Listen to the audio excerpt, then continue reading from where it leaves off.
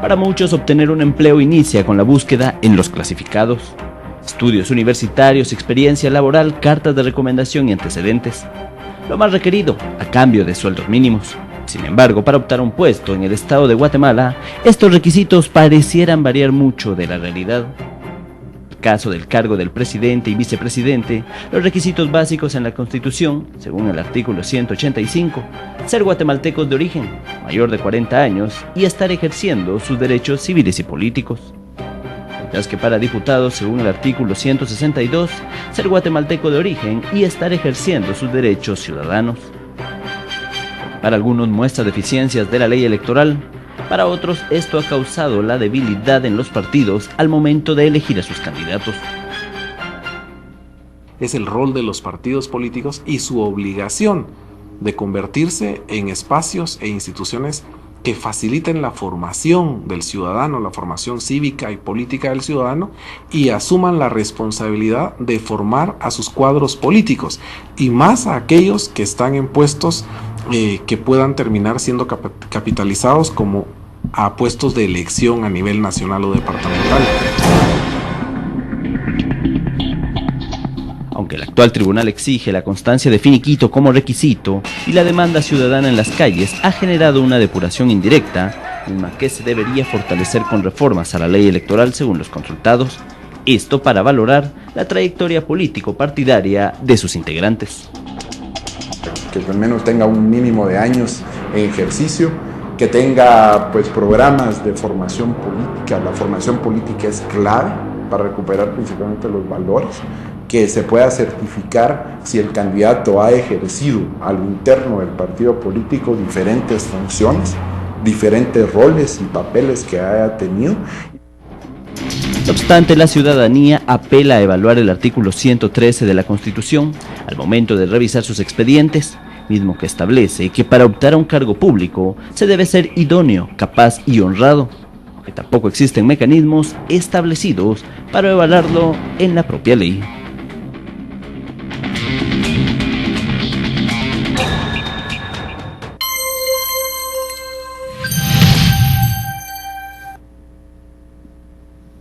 Bueno, y el hombre que camina hacia la verdad es un líder que, a pesar de los obstáculos, ayuda a su patria.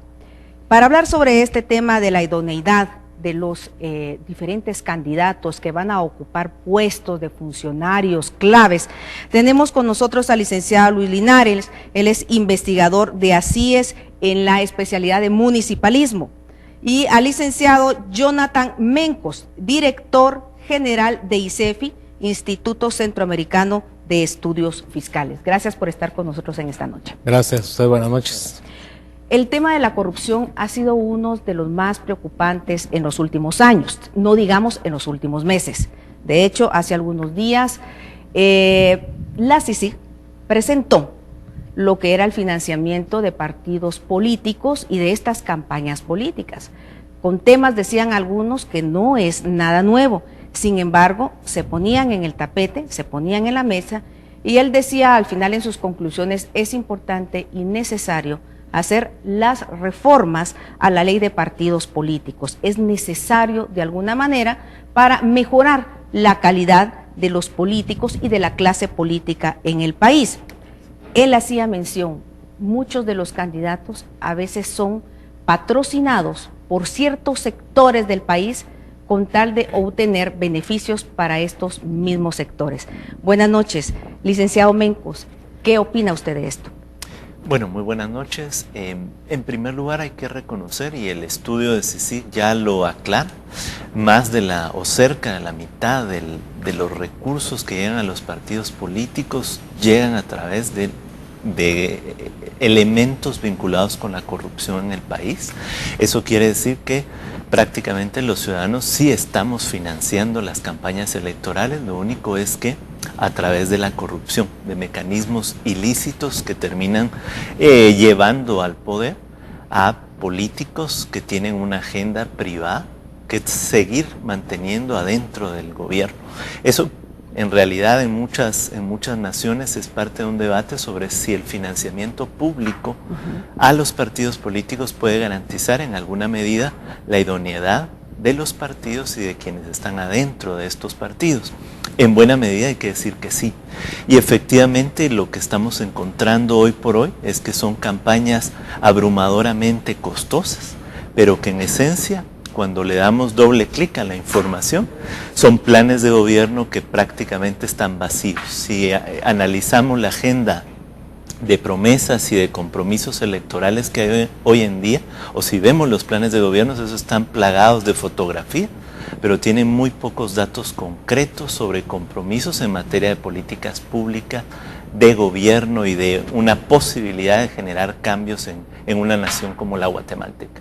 En este mismo informe, licenciado Linares, se habla de cómo de alguna manera también surge y ha crecido el financiamiento en el interior del país, principalmente en las municipalidades, para algunas alcaldías, incluso diputados departamentales, el narcotráfico.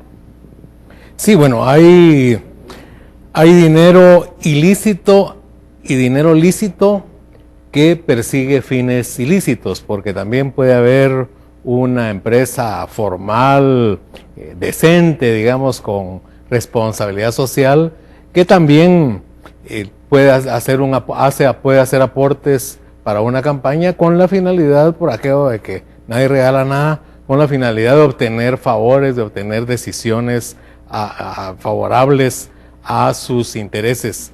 Entonces, el tema de los intereses espurios que se filtran en la política, pues es muy amplio.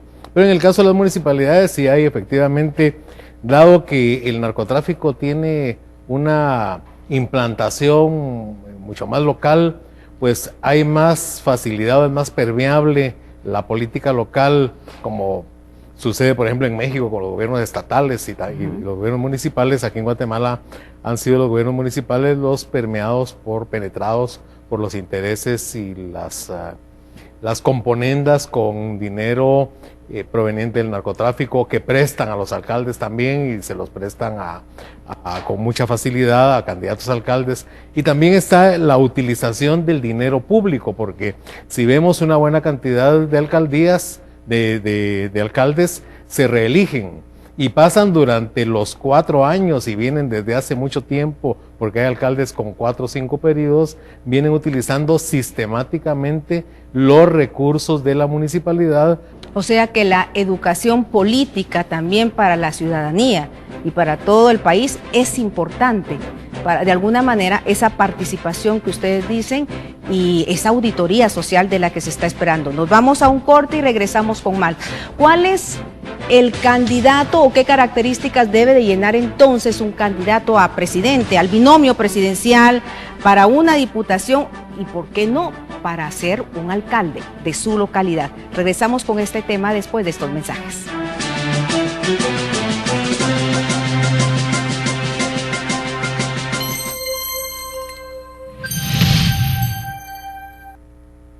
El momento